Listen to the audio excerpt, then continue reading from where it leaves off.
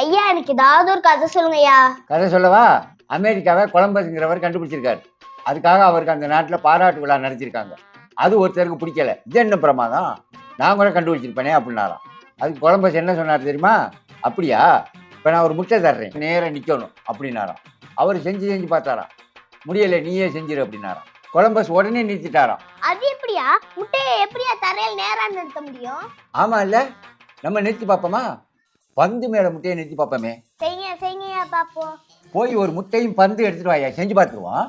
சரியா, அங்கய்யா முட்டையும் பந்தும்.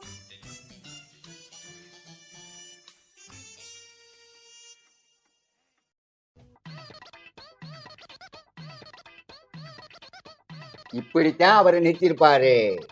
பாத்தியா? கொலம்பஸ் முட்டையை தரையில் தட்டி தானே நிறுத்திருக்காரு. ஆமா, அது அவருக்கு சவால் விட்டு அவருக்கு தெரியல இல்ல. அப்ப கொலம்பஸ் தானே புத்திசாலி.